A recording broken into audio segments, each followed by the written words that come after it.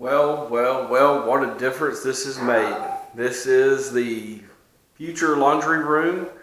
Um, Basically, this has been a labor of love for us. It's been a lot of hard work, but you can see right now we have come in here and we're about to start painting. So I just want to do an update on the progress that we've made thus far.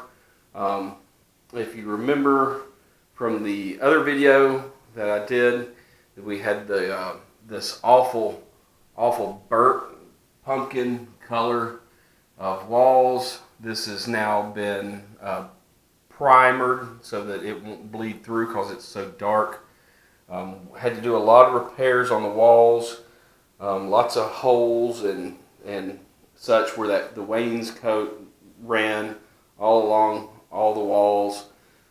Still working on the plumbing. I do have this finished. This is the discharge for the washing machine. I ran a dedicated plug for it from the breaker box for the washer. This is a 12 gauge wire for that. And then also through here I have 10 gauge for the 240 dryer as well. And just put this in this little protective coating here for electrical, and then clamped it on to just secure it and make it look as nice as possible. We're not actually going to do the fake wall like I mentioned in the other video. I had originally planned on hiding all this in a basically just a little fake wall, because if you remember, this is an exterior wall here, so I can't run any plumbing through that because it would freeze up here. So after getting a good bit of that planned and started on the build of it, Mrs. T. Badger did not want to be that far away from the window. So the wall was going to extend out this direction 16 inches, but she doesn't want that much, because then you got the 16 inches and then you got the washer and dryer.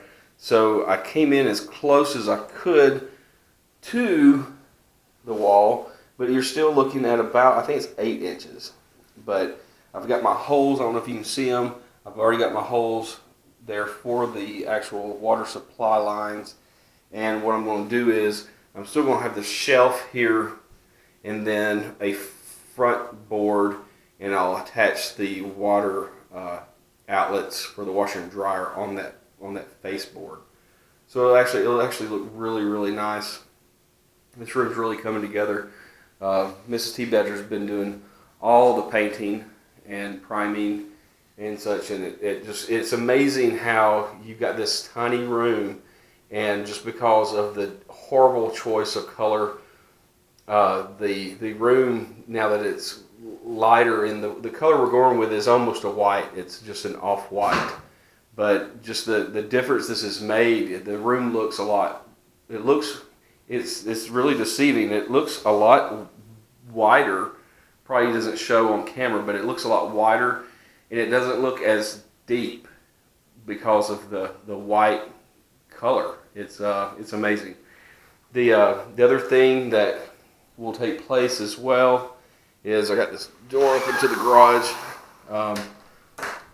Mentioned there's a coat closet in here. Want to make shelving. This is that burnt pumpkin grotesque color that is in here as well. So she is priming this out so that it can be painted and not bleed through as well. We've got these doors, these bifold, whatever these things are, these sliding doors.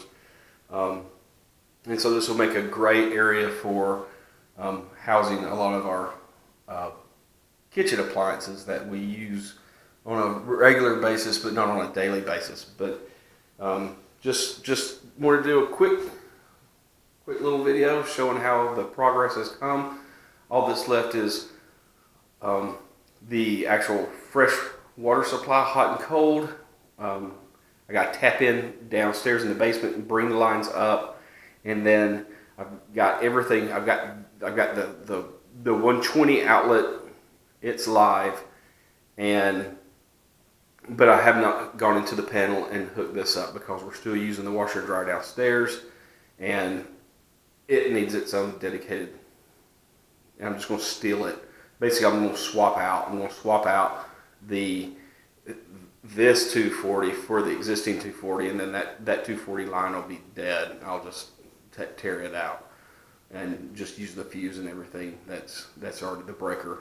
Sorry, it's antiquated, but the breaker that's existing in that panel for that, and then paint and some prettiness and some shelving, and we'll be done. If you say it real fast, it goes real quick.